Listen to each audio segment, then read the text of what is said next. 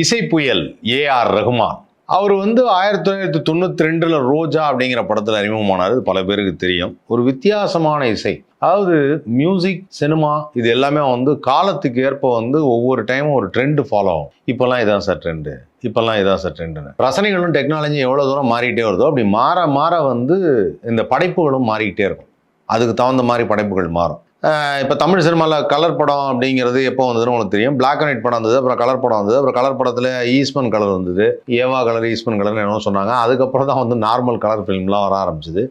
35mm cinema ஸ்கோப்புனாங்க, 70mm இந்த மாதிரி மாறிக்கிட்டே இருந்தது. இப்போது இதில் இசை அப்படின்னு பார்க்கும்பொழுது ஒரு காலகட்டத்தில் பாட்டுக்காக தான் படமே ஓடும். எம்கே தியாகராஜ பாகவதர், பியு சின்னப்பா, கிட்டப்பா, அதுக்கப்புறம் டிஆர் மகாலிங்கம், இந்த மாதிரி வரிசையாக சொல்லிகிட்டே வரும்போது அடுத்தது பார்த்திங்கன்னா கேவி மகாதேவன், மெல்லிசை மன்னர் M S Viswanathan, G K Venkatesh, G Ramanathan, இந்த மாதிரி நிறைய பேர் மியூசிக். அப்புறம் சங்கர் கணேஷ், சந்திரபோஸ், இசைஞானி இளையராஜா, அது ஒரு ட்ரெண்டு. இளையராஜா சார் வர்றப்போ சங்கர் கணேஷ், அதுக்கப்புறம் சந்திரபோஸ், அப்புறம் தேவா சார், அதுக்கப்புறம் இசை புயல் ஏஆர் ரகுமான்.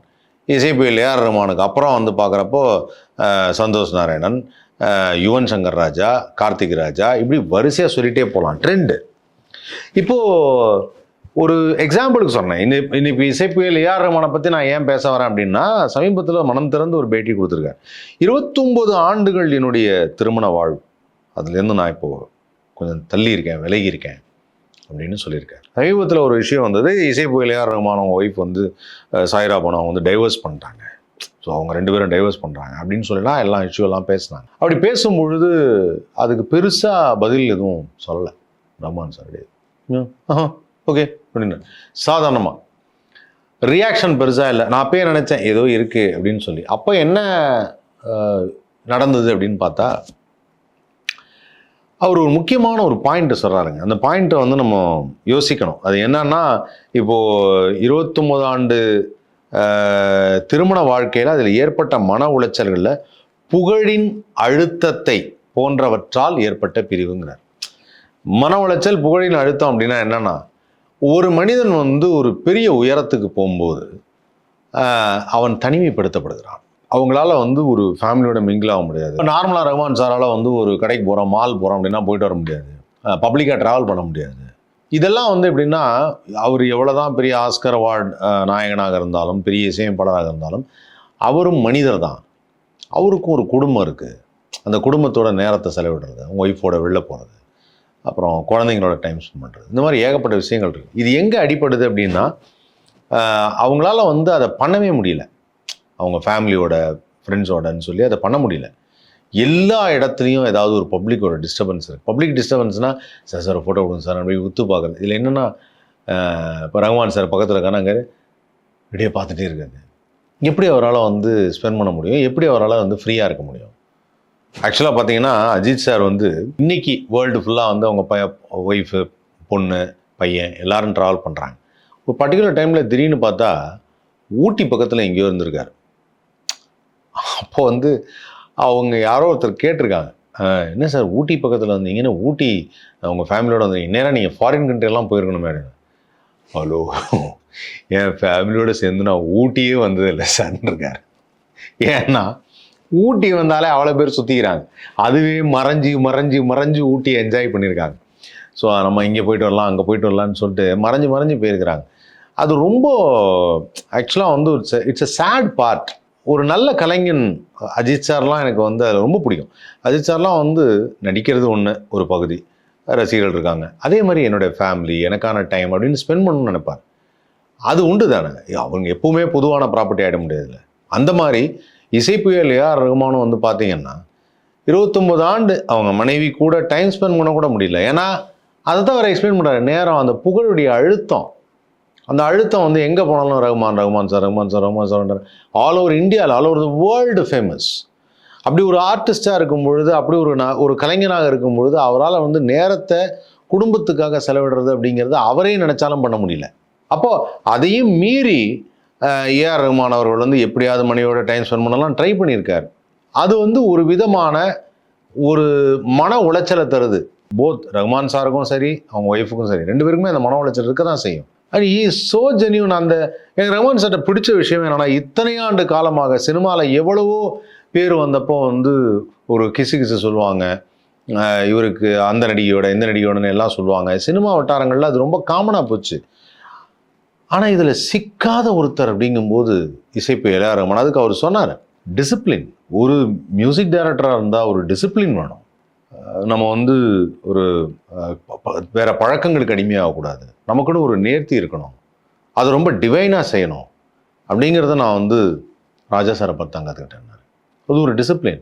பட் இந்த மாதிரி ஒர்க் பண்ணுறவங்களுக்கு இல்லை, தனிமைப்படுத்தப்படுறாங்க. அவங்க தனக்குள்ளேயே தனிமைப்படுத்தப்படுறாங்க. எத்தனை பேருக்கு தெரியும்னு தெரியல, இசைப்புயல் ஏ.ஆர். ரஹ்மான் சார் வந்து ஃபோட்டோகிராஃபியில் அவ்வளோ ஒரு இன்ட்ரெஸ்ட். ஃபோட்டோகிராஃபியில் இன்ட்ரெஸ்ட் அப்படிங்கிறத இப்போது ரஹ்மான் சார் வந்து அவருடைய பெரிய ஹாபியே லேட்டஸ்ட்டாக வந்த கேமரா வரைக்கும் அவர் வாங்கி வைப்பாராம்.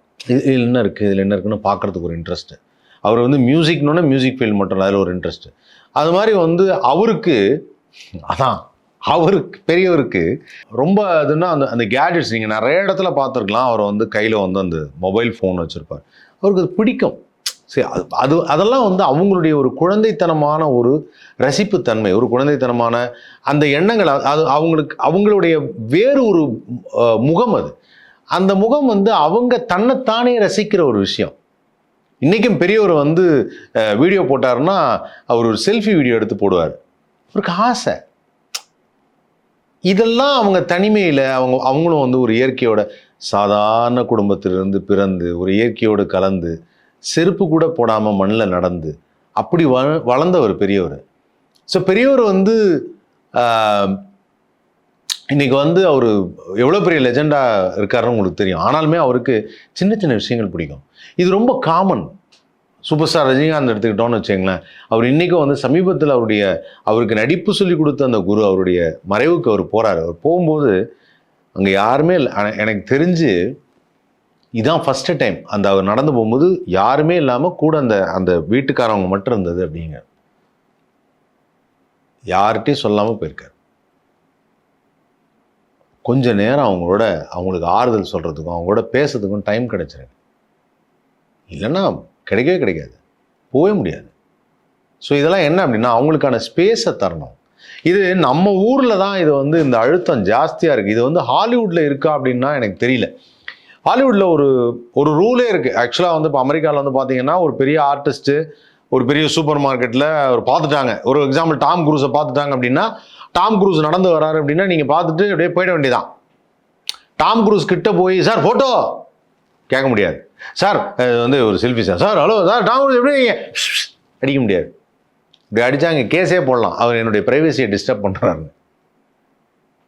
அவர் நல்ல நடிகர். இப்போ அதே வந்து ஒரு டாம் குரூஸ் வந்து ஒரு ஃபங்க்ஷனுக்கு போகிறார். அந்த ஃபங்க்ஷன் போகும்போது 4-5 ப்ரெஸ்ஸில் வராங்க.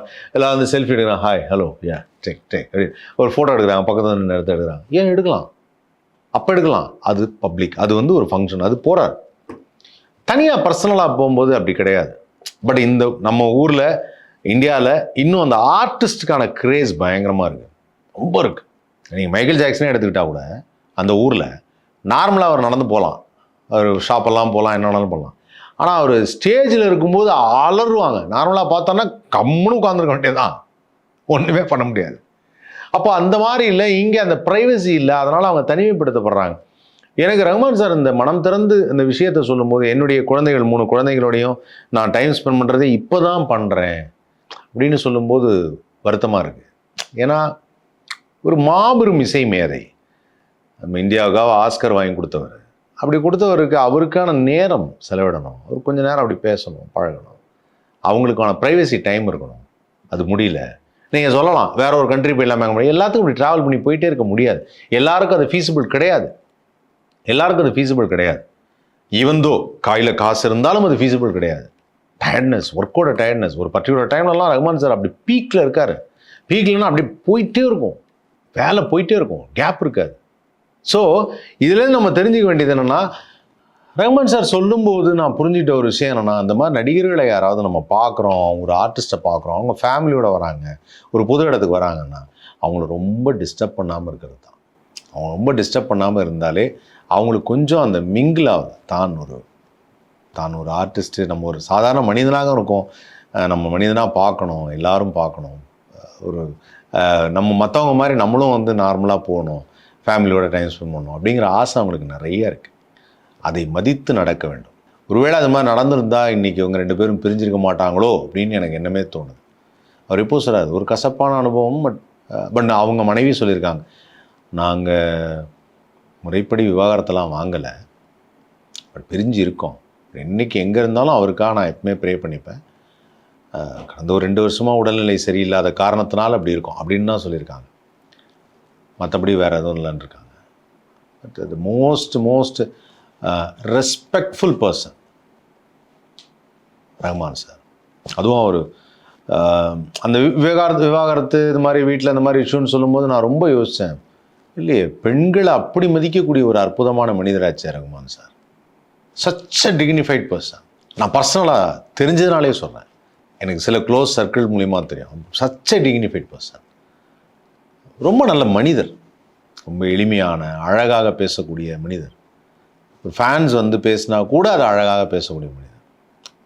பெருசாக கோவப்பட மாட்டார். அதெல்லாம் ரொம்ப அந்த மாதிரி ஒரு பர்சன் பார்க்குறதும் இந்த துறையில் அவங்களுக்கு அவருடைய கேரக்டர் அது. ஸோ அப்படிப்பட்ட ஒரு மனிதருக்கு இப்படி ஒரு விஷயமா அப்படின்னு யோசித்தோம். இப்போ சமீபத்தில் மனம் திறந்த பேட்டியில் அவரே சொல்லியிருக்கார், இந்த புகழுடைய அழுத்தத்தால் தான் நான் இப்படி ஆயிட்டேன், மன உளைச்சல் தான் காரணம், இந்த நேரத்தை ஸ்பெண்ட் பண்ண முடியல. ஸோ இதுலேருந்து நம்ம தெரிஞ்சுக்க வேண்டியது என்னென்னா, எவ்வளவு உயரங்கள் போனாலும் என்ன சம்பாதிச்சாலும் வாழ்க்கை என்பது மனிதர்கள் தான், சக மனிதர்கள், அவங்களோட பேசுறது, வீடு, மனைவி, மக்கள், ஃப்ரெண்ட்ஸு, அப்பா அம்மா, சொந்தக்காரவங்க, அதுதான் மெயின். அதை மீறி ஒரு விஷயம் கிடையாது, எதுவுமே கிடையாது. இதுக்கு அதாவது இந்த உலகத்தில் எல்லாத்தையும் காசு இல்லை, எல்லாத்தையுமே காசு கிடையாது. எல்லாரும் நீ கடன் பிரச்சனையோட தான் இருக்காங்க, ஆனால் அவங்களாம் சந்தோஷமாக இருக்காங்க. எப்படின்னா ஃப்ரெண்ட்ஸ், ரிலேட்டிவ்ஸ், ஒய்ஃப், அப்பா அம்மா, குழந்தைகள், யாராவது ஒருத்தர் அவங்களுக்கு பயங்கர ஹாப்பியாக இருப்பாங்க. சில பேருக்கு எல்லாமே அமையும். அதனால தான் சொல்லுவேன், spend time with friends, relatives and family than with gadgets. ஒரு கேஜெட்டில் ஒரு ஃபோனை கட்டிகிட்டே அழுகிறது, காலிலேருந்து ஃபோனை வச்சுட்டே உட்காந்து, புரியுது வியாபார ரீதியாகவும் நம்மளுடைய வாழ்க்கைக்காகவும் தான் நம்ம அந்த ஃபோனில் வந்து பேசுகிறோங்கிறது புரியுது. ஆனால் சில பேர்லாம் வந்து இந்த ரீல்ஸ் பார்க்குறதெல்லாம் பார்க்கும்போது அப்படியே பார்த்துட்டே இருப்பாங்க. அதுவே ஒரு பெரிய பழக்கமாக போயிடும். அதுக்கான நேரம் வந்து கொஞ்சம் கம்மி பண்ணால் உங்களுடைய மன அழுத்தம் குறையும். இது இண்டஸ்ட்ரியில் இருக்கவங்களுக்கும் அப்படி தான், நார்மலாக இருக்க பீப்புளுக்கும் அதான். ஸோ அதுதான் அவருடைய அந்த விஷயத்தை நான் பார்த்ததுலேருந்து, அவருடைய அந்த மனம் திறந்த பேட்டியை பார்த்ததுலேருந்து நான் புரிஞ்சுக்கிட்ட ஒரு விஷயம். கண்டிப்பாக அது உங்களுக்கும் புரியும்னு நினைக்கிறேன். ஃபாலோ பண்ணுங்கள்.